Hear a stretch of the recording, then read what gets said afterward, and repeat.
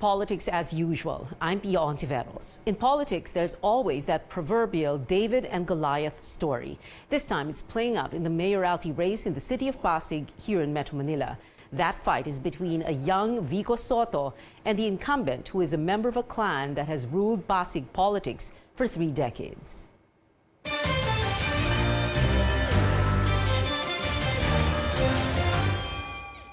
Welcome to Politics as Usual. Councilor Vico Sotto of Pasig. You're running for mayor of the city. I hope you don't mind my saying this, but I saw you when you were a baby.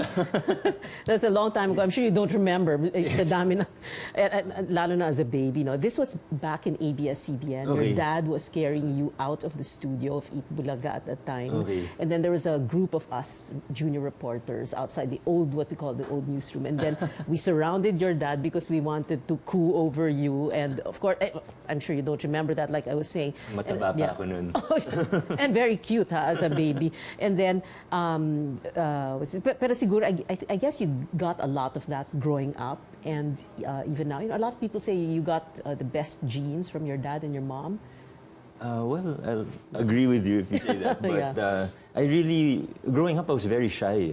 So it was very difficult for me to be in the spotlight. That's why I never entered showbiz. Yeah, that's strange, no? Coming from a son of 2 very well-known showbiz figures, no? Yeah, talagang they would guest me in their shows. I would always say no. I would even cry. Really? When they would ask me, like, for example, VTR po sa Eat Bulaga to greet my dad, I would really cry, especially when I was younger. Oh, yeah. How old were you then? 7, 8 years old. Eventually, they stopped trying. So if you notice, during my teen years, I never appeared. Even VTR po. Oh, parang like 2-3 years ago lang na lumabas ka sa, yes, di ba? Eat Bulaga or something. By accident pa nga po. By accident. Or well, actually, I was thinking, siguro tatakbo to for higher office kasi pinapalabas na sa shows. No? But, and interesting also that you say you're very shy because you are in a business or an industry or an area of work that requires you not to be shy. Correct. Right? Well, I'm not that shy anymore. But really, growing up, or I guess if you look at my personality, mahiyain talaga ako. But because when you have certain goals, you want to do certain things, then you have to go out your comfort zone once in a while. Eventually, nasanay din po. Okay. Tell us the story of how you started in politics. Of course, we know your great-grandfather is the old man, the famous Senator Vicente Sotto, no? And your uncle, of course, Senator Tito Sotto, the Senate President. You have a long family history in politics, of course, and apart from showbiz, no? But how did you end up in politics? Miss Pia, ever since I was small, maybe 9, 10 years old, I've always been interested in government. Not necessarily politics or not necessarily to run, but I've always wanted to work somehow in government. And then as I got older, I graduated college, I was looking for a job in government, then I worked... Yeah. Wait, when you say government, local government, which you are in now, gobyerno. Or... Basta gobyerno, okay. Kahit ano po, basta gobyerno, talagang yun yung naging interest ko. And who was your parang pinaka-mentor when it came to...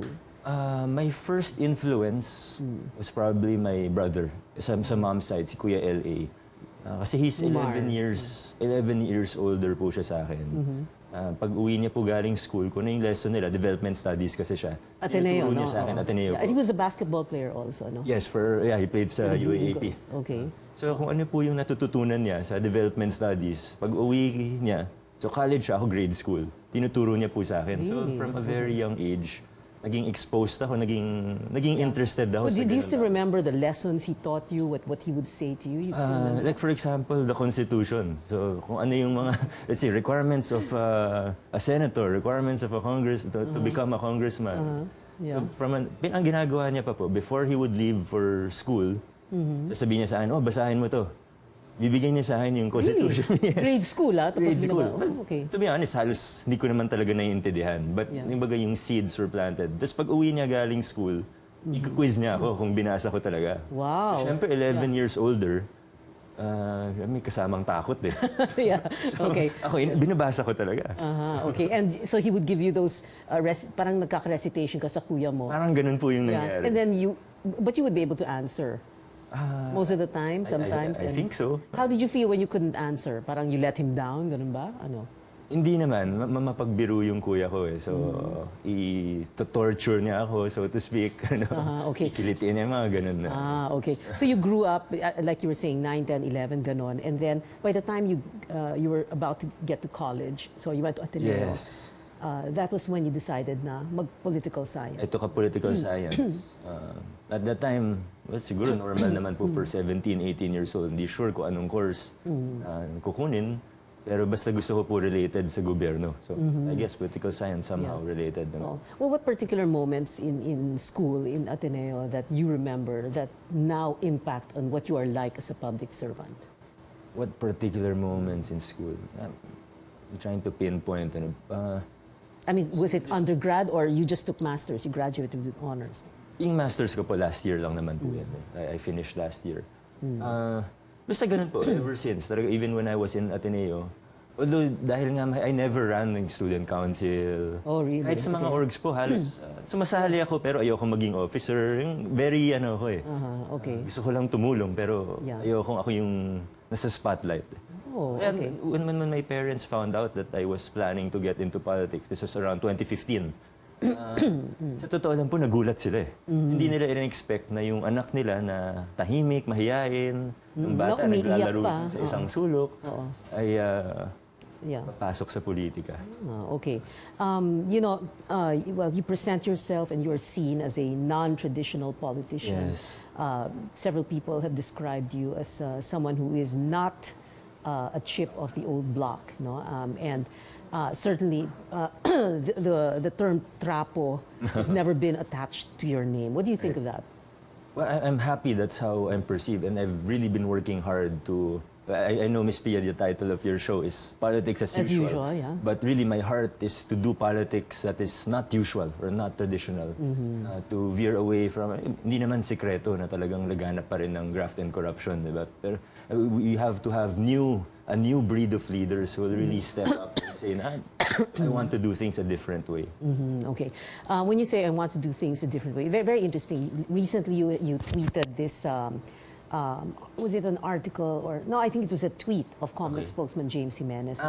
Yung nilabas niya yung test paper ng isang public school sa Pasig, grade 2 test paper, where they had asked, and I hope I read it correctly. The question was, sino ang masipag at nagbibigay serbisyo totoo ang namuno sa lungsod ng Pasig? And then letter A, Ricky Eusebio; B, Bobby Eusebio; C, Rob Eusebio. Did you ever find out what school? I actually don't know what school, and I don't even know when this was.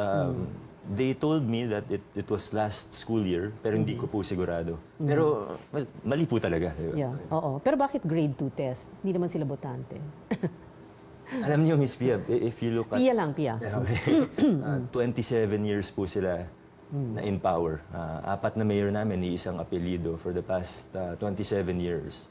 So I'm around 20, I'm 29 years old, turning 30. So yung henerasyon po namin, ito yung talagang lumaki na walang ibang kilala na pangalan kundi Eusebio pagdating sa politika.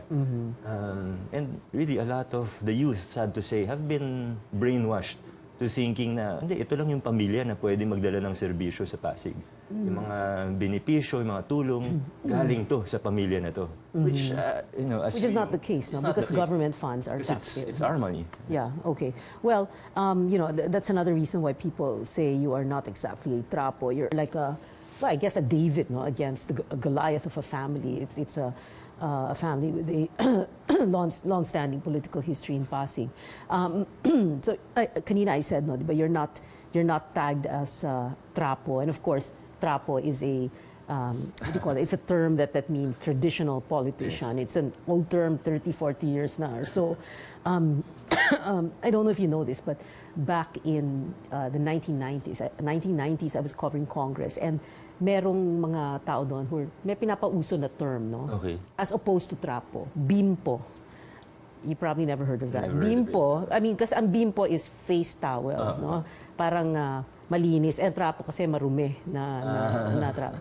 Yung bimpo, it means batang inihain ng magulang sa politika. Okay. Pero it also refers to uh, young politicians whose parents were already politicians. Okay. Pero I was just thinking that maybe, does that apply to you, you think? Could that term apply to you? Well, if you're not a trapo? Well, I don't have immediate family Right. members who are in politics. Although, of course, I have extended. Yeah, if we were if we were going to use the very strict definition, but would you be a bimpo? Well, I would rather be a bimpo than a trapo. Yeah. Next on Politics as Usual.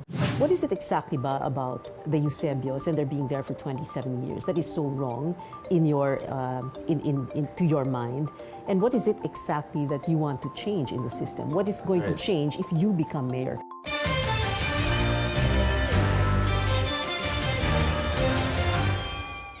Recently, you tweeted this. Was it an article or no? I think it was a tweet of Comelec spokesman James Jimenez. Yung nilabas niya yung test paper ng isang public school sa Pasig, grade 2 test paper, where they had asked, and I hope I read it correctly.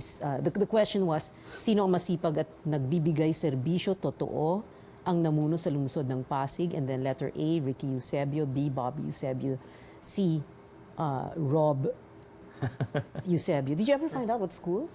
I actually don't know what school, and I don't even know when this was. They told me that it was last school year, pero hindi ko po sigurado. When you tweeted that article about that grade 2 test paper, you hashtagged it na nga as trapo, no? Because what you're saying is that something like this would be what? Would be what? Something that? Well, it's manipulating kids. From a very young age, ma-expose na sila sa ganung klaseng politika. So what do we expect? Kung grade 2, they might not see anything wrong with it yet. Di baka hanggang grade 12 na sila, nasanay na sila sa ganun. Okay. Kanina, Vico, you said na 27 years, 4 mayors and 1 family name, and you say that you're running because you want to change that. But also you say this is not just about a change in name or a change in face, but a change in system. No? What is it exactly about the Eusebios and they're being there for 27 years that is so wrong in your to your mind? And what is it exactly that you want to change in the system? What is going to change if you become mayor? Yung talagang totoong babaguhin mo. Yes, concrete things that you want to change. Dalawang letter let's not do, I mean, I'm sure you will not do, wala kang mga motherhood statements. Yes, when I go around Pasig, and we have our talakayans, sinasabi ko po, dalawang letter P yung kailangan natin baguhin. Yung unang letter P, yung palakasan. Yung pangalawang letter P, yung pananakot. Ito po yung naging kultura at sistema sa Pasig sa nakaraang 27 taon. Palakasan, you see, the city will build housing projects. Pero yung mga mahihirap na nag-a-apply, hindi po makakuha ng housing unit. Kung sino yung kadikit nila, malakas sa kanila, na may bahay na, may magandang trabaho, yun po nabibigyan, hindi lang isang unit. Yung iba, 2, 3, hanggang 5. So, may mali po, palakasan po. Yung second, pananakot. Just a few days ago, we were supposed to meet with a TODA, Tricycle Operator and Driver Association. Imi-meet na po namin sila, papunta na kami sa venue, sinabihan, tapos tumawag yung presidente po nila. Sabi sa amin, kung ituloy yung meeting, may pumunta daw from City Hall, tinakot daw sila. Kung matuloy daw yung meeting with myself and Congressman Roman, ay iipitin, Romulo, iipitin daw sila sa prangkisa. Kung may mga business permit daw sila, hindi na i-renew. And sa hulihan daw, pagdating sa hulihan, sila daw yung uunahin. So ganito po yung naging kalakaran sa Pasig City that we really need to change. Yeah. So when you say we really need to change, how are you going to change it? What are you going to do? Well, exactly. So pagdating po sa palakasan, we implement a system that walang palakasan. Pantay-pantay yung turing sa bawat isang Pasigenyo. Pagdating naman po sa pananakot, it's as simple as hindi ako mananakot. Kung kalaban kita sa eleksyon, pagkatapos po ng eleksyon, July 1, I assume office, tapos na po yun. Hindi yung may biglahan. Ngayon po, may empleyado, makipag-picture po sa akin. Or kinausap po ako sa hallway ng City Hall. Swerte po yun kung next week may trabaho pa po siya. So we want to introduce a new style of politics, makabagong politika, na walang palakasan, walang pananakot. You say that's also one of the reasons why you didn't parang fill a slate for councilors, because you're saying that you can work with anyone, it doesn't really matter what side of the political fence? Correct. Hindi na namin binuo yung slate. wala kaming dala na councilors. Ang realidad naman po sa local government politics dito sa atin ay mapalitan mo man 12 councilors ng Pasig, ganun pa rin po yung mayor, wala pong magbabago sa sistema. It will be the same thing all over again. Yeah, okay. You know, you seem obsessed with this fight against corruption. You tweeted this article entitled Corruption-Free Local Government. What was that about? No? And then you also talked about this, may tinweet ka na list of 2018 good financial housekeeping passers in NCR, Yes. and then you noted na wala dito ang Pasig. You also filed that bill that makes Pasig the first city in Metro Manila that has an FOI law. Correct. Actually, interestingly enough, when I first filed that FOI ordinance, I called it the Transparency Ordinance. Just so more people would understand what it's all about. Ang una po nilang sinabi sa akin, Vico, hindi na kailangan yan. Transparent na naman ang Pasig. So when that the seal of good financial housekeeping came out, and then sa list na yun, Pasig was one of the 3 LGUs in Metro Manila that didn't get that award. It was vindicating for me. Ito yung sinasabi ko, hindi talaga transparent sa Pasig. Okay. Well, tell us about that FOI law. How is it going to work in Pasig? What are you saying? For example, if I were a Pasig resident and I wanted whatever records, whatever public documents, all I need to do is ask for it and it will be given to me? Correct. Ganon? It's as simple as that. Any public record, for example, you see an elevated walkway near your house, you want to know how much it cost, who were the bidders, what happened, how much the materials cost. You can just file a request with the information officer of the city, tapos dapat ibibigay na po sa inyo. Okay, when did this become a law or an ordinance?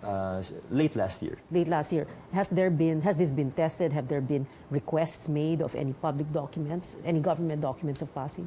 I believe there have been some requests. Hindi ko po alam ano yung naging output. Okay. Hold on. In fact, the FOI manual, which is required in the FOI ordinance, they haven't published it. It should be on the city website. So anyone watching can easily check kung nandun na ba yung FOI manual. Okay. Kanina nabanggit mo na si Roman Romulo, who is incumbent congressman, and like you said, running for re-election. It's also interesting that even if we say na you kind of fit the mold of the bimpo, no? Yung tinatawag nating batang inihay na magula sa politika, in a sense, to a certain extent. You and Roman share something very similar backgrounds. No? You have family history in politics. Right. No? There is the family name Romulo, and then you have the Sotto family name also. So you still come from political families. Yes, and I wish we were in a system where it is possible na kung magaling ka lang po talaga, kung talagang maganda yung puso mo ay mananalo ka na. Pero alam naman po natin, talagang dito sa Pilipinas, it's personality driven, it's centered on money. So mahirap din po talaga. But we play by the rules of the game, so to speak. But our heart is really to bring change, to do politics differently. So kumbaga, hindi pera-pera lang, hindi yung bibilhin mo lang yung kalaban, but really focusing on the message, focusing on what we want to do. Coming up on Politics as Usual. Later on, magna-national politics ka rin or talagang dito ka sa local government?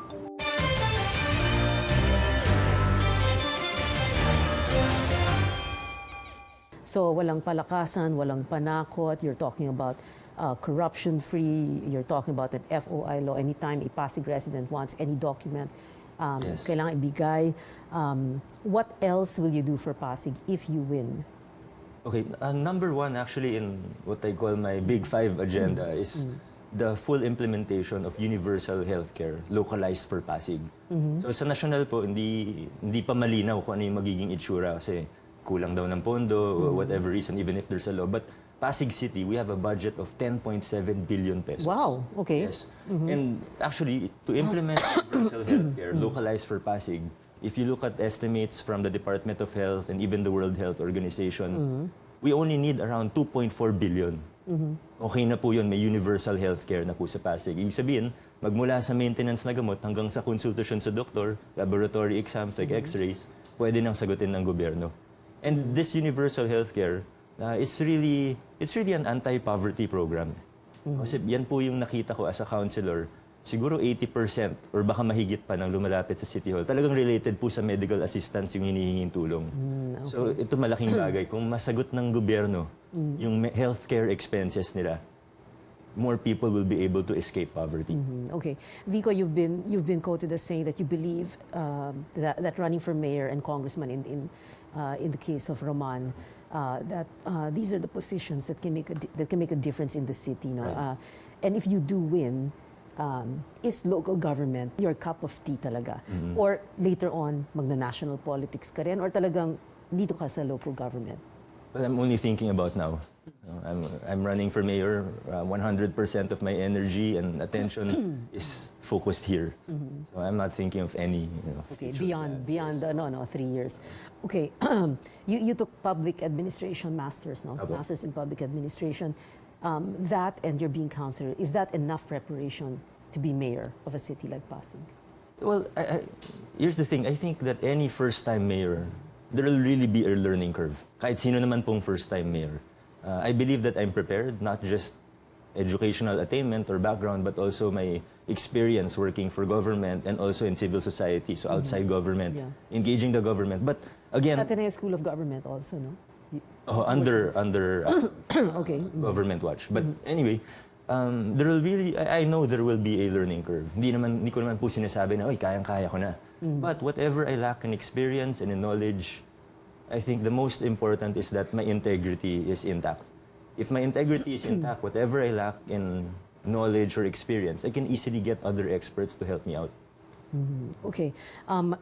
Final words from you, no? But before that, your former professor, Nena Guevara, said in an article about you, she wrote about you and another young politician. His name's Rovin? Yes, Councilor Rovin from Valenzuela. Valenzuela, okay. And then, ang last line niya is, and we quote, welcome Vico, Rovin, and the millennials who are your kindred spirits. The world of new politics beckons. Please take us there. What do you think of that? Now is 2019, sabi nga po ng simbahan, Year of the Youth. It's really time for young people who are still idealistic, who have, who are well prepared to take charge and take the lead in introducing change in our government. Should we wait 10 years or 20 years until we're already disillusioned, hindi na kami idealistic? I think now is the right time. Okay, and final words? Well, sana po, mga nanonood po na Pasigenyo, itong 2019 may pagkakataon tayo na magpakilala ng tunay at pangmatagalang pagbabago sa ating lungsod. Kaya wag na natin pakawalan yung pagkakataon. Maraming salamat po. And maraming salamat, Councilor Vico Sotto, running for Mayor of Pasig. Thank you very much for being here. Thank you. Pasig City Mayor Robert Eusebio declined our invitation for an interview. And that's politics as usual. I'm Pia Ontiveros.